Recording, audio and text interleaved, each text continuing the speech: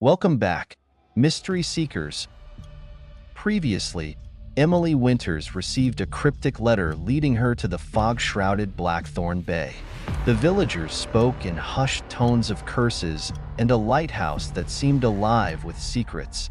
Undeterred, Emily set out to uncover the truth behind the specter's light. Now, as she ventures closer to the ominous lighthouse, new revelations await. What mysteries will the towering beacon reveal? Let's dive into Chapter 2 and find out. If you dare to follow, don't forget to like, share, and subscribe to join Emily on her thrilling journey. And remember, each chapter ends with a new twist. Will you uncover the next?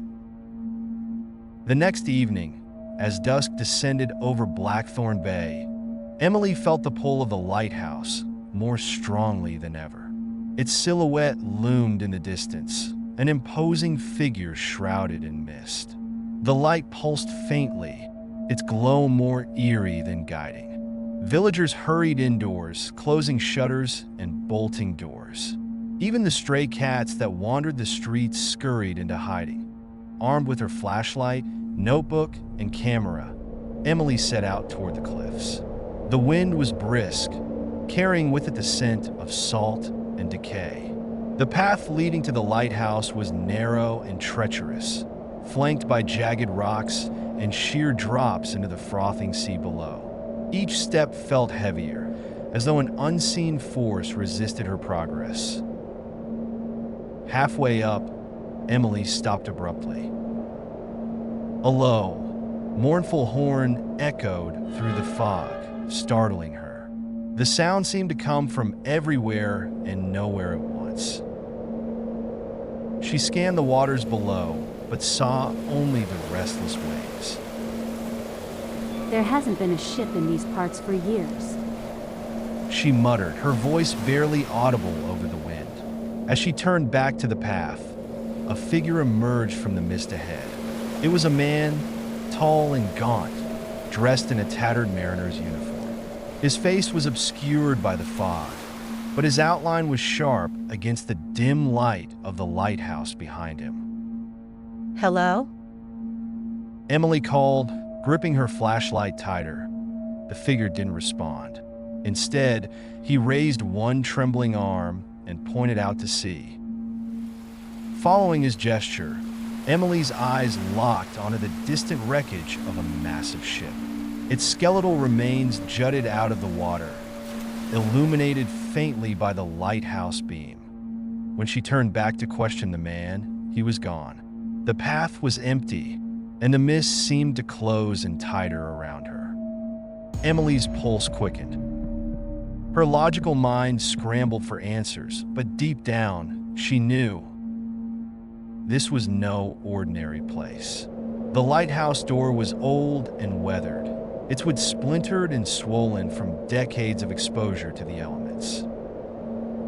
As Emily pushed it open, the hinges groaned like the morning horn she had heard earlier. Inside, the air was damp and cold, thick with the scent of mildew and salt.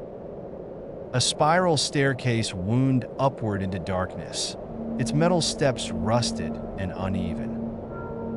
Emily's flashlight beam flickered across the walls, revealing faded graffiti, scratches, and strange symbols etched into the stone. She paused to take a photo of a particularly intricate carving, a crescent moon surrounded by jagged lines, almost like rays of light.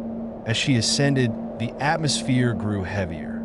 Each step echoed in the hollow space, the sound swallowed quickly by the oppressive silence. The higher she climbed, the more the wind howled through cracks in the structure, creating an unsettling melody. Midway up, she nearly tripped over a broken oil lantern. The glass was shattered, and its metal frame was smeared with a dark, rust-colored substance. Blood? She shuddered, taking another photo for her records. Beside it lay a map crudely scratched into the wall. It depicted the lighthouse, the surrounding cliffs, and an X marked offshore, right where Emily had seen the wreckage.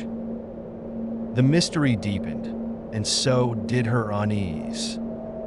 When she reached the top, Emily stepped into the lantern room, the very heart of the lighthouse.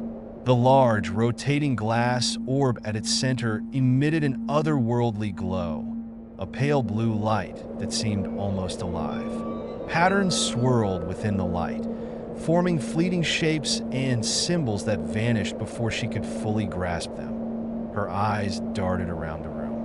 Dust coated the surfaces and cobwebs clung to the corners, but something felt wrong. The space didn't feel abandoned. It felt watched. Emily approached the light cautiously. As her fingers brushed the surface of the glass orb, a jolt of energy surged through her hand. She stumbled back, her flashlight clattering to the floor. The light in the orb grew brighter, bathing the room in its glow. And then she heard it, a voice. No, voices. Whispering, overlapping, rising and falling like waves crashing against the cliffs. They spoke in a language she didn't understand, but the tone was unmistakable, a warning, desperate and urgent. Before Emily could react, the light began to pulse rapidly, each flash revealing more of the room. In one brief moment of illumination, she saw them, shadows pooling in the corners, humanoid shapes with hollow, glowing eyes that seemed to pierce her very soul. The whispers grew louder, the words now forming something she could almost comprehend. You shouldn't be here. The light flared one final time, blinding her, and then darkness. Emily's breathing was ragged as she fumbled for her flashlight. When she finally switched it on, the lantern room was empty. The light in the orb was extinguished, and the shadows were gone. But the faint scent of brine and decay lingered, a haunting reminder of what she had just experienced. She staggered to the spiral staircase, her legs shaking as she descended. The scratches on the walls seemed deeper now, more deliberate, as though they had been carved by desperate hands. As Emily stepped back into the foggy night, she glanced over her shoulder. The lighthouse stood silent, its darkened lens like a lifeless eye. Yet, in the distance, she swore she saw movement, a flicker of light within the wreckage offshore, beckoning her to return. She would soon realize the mysteries of Blackthorn Bay were far from over. As Emily stepped into the lighthouse's lantern room, a chill enveloped her, far colder than the sea air outside.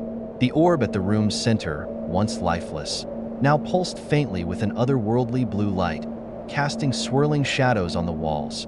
Her flashlight flickered, and the air grew thick, carrying a faint hum that seemed to come from the orb itself. Leaning closer, she noticed intricate etchings around its base, symbols she couldn't decipher. Then, from behind her, a whisper broke the silence, low and guttural.